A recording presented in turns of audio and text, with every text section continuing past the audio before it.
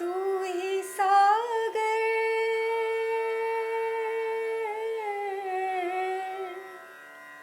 तू ही सागर है तू ही किनारा ढूंढता है तो किसका सहारा ढूंढता है तो किसका सहारा। બાળ ઉછેર એટલે કે પેરેન્ટિંગના નામે અત્યારે ઘણું બધું સાહિત્ય બજારમાં મળે છે. અંગ્રેજી, હિન્દી, ગુજરાતી, લગભગ કોઈ મોટિવેશનલ સ્પીકરે બાળ ઉછેરને છોડ્યો હોય એવું બન્યું નથી. એમાંના ઘણા મોટિવેશનલ સ્પીકર તો પરણ્યા નથી, અથવા પરણ્યા છે તો એને સંતાનો નથી, અથવા સંતાનો છે તો એનો પતિ દૂર રહે છે, સંતાન એની સાથે રહેતું નથી, છતાં આપણને સલાહો આપ્યા કરે છે. જગત છે એટલે આવું તો ચાલે, આપણે કેટલું લેવું તે આપણે નક્કી કરવાનું છે. ઘણા લોકો એમ કહે છે કે બાળકો સાથેની ઝીણી વાતો ઉપર બહુ ધ્યાન ના આપવું.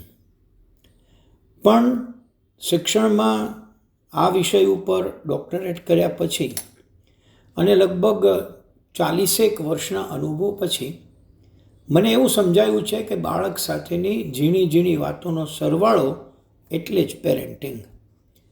તમે ઝીણી વાતને ઝીણી કહીને છોડી ન શકો. એમાં પણ 12 વર્ષ પછીનો પીરિયડ એવો છે કે બાળકમાં જે કંઈ પણ ઇનપુટ અંદર ગયા હતા એ ઇનપુટનું એનાલિસિસ કરીને best of the lot select કરવાનું અને એને અમલમાં મૂકવાનું બાળક શરૂ કરે છે. અમલમાં મૂકીને જોશે કે ઇઝ ઇટ સક્સેસફુલ, તો હું પણ અમલમાં મૂકું. જરા સેન્સિટિવ વાત કરું, કુટુંબની અંદર તમે સ્ત્રીનું માન ન રાખતા હો તો યાદ રાખજો કે તમારું સંતાન ભવિષ્યમાં અંદર તેને જ અનુસરવાનું પસંદ કરશે. આપણા ઘણા કુટુંબો એવા છે કે બાપ બારકલીમાં બેઠો રાડ પાડે, પાણી આપજો.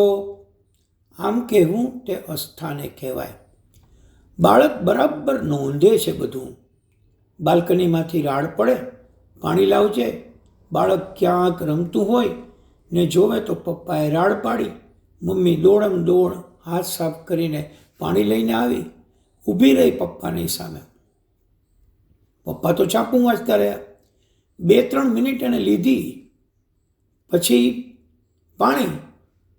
એવું જ્યારે મમ્મીએ કહ્યું ત્યારે તોછડાઈથી કહ્યું, મૂકી દે ત્યાં.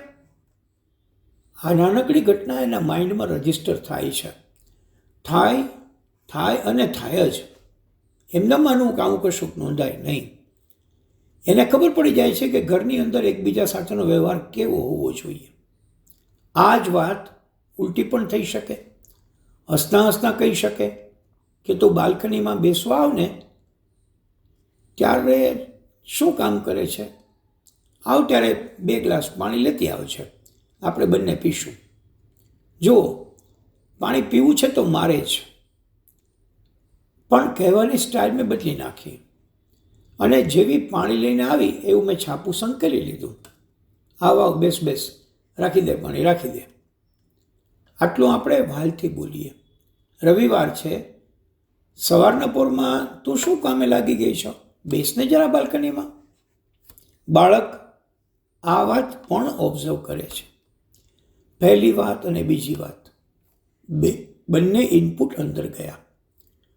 હવે એ મોટું થશે ત્યારે જોશે કે આમાં સાચું શું. એક નાનકડી ટીપ, આપણે પતિ અને પત્નીને બહુવચનમાં બોલાવતા શીખીએ જરા. આ આપણે તુકારા ઉપર આવી ગયા છીએ ને, એમાં ક્યારે તુકારામાંથી તારો બાપ મારો બાપ ઉપર આવી જઈએ એ ખબર નથી પડતી. ભારતીય સમાજ એ પુરુષ પ્રધાન સમાજ છે. એ આવા નાના ઇનપુટમાંથી પુરુષ પ્રધાન બને છે. પપ્પા ક્યાં ગયા છે એવું કોઈ મહેમાન આવીને મારી મમ્મીને પૂછે તો મારી મમ્મી કહે ખબર નથી, કહીને નથી ગયા. That means it's a tradition of the family. એનો અર્થ એવો છે કે આપણે કહીને જવાની રીત જ ઘરમાં પાડી નથી. જેના પપ્પા કયા વગર જતા હોય, એનો દીકરો મોટો થઈને ક્યાં જવાનો હોય એ કીધા વગર સમજી જવાય એવી વાત છે. એ વખતે આપણે ફરિયાદ ન કરવી, કારણ કે આવો ઇનપુટ કોણે આપ્યો છે? તમે જ આપ્યો છે. આ તો બહુ ઝીણી વાત છે, પરંતુ ધ્યાન રાખીએ, ઝીણી ઝીણી વાતના સરવાળાને જ પેરેન્ટિંગ કહેવામાં આવે છે. પેરેન્ટિંગ એ મોટું કોળું નથી. પેરેન્ટિંગ એ કોથમરીની પૂળી છે. તેમાંથી હળવે હળવે કૂણા લીલા પાનને આપણે તોડીને રસોઈમાં પધરાવવાના છે. तू ही सागर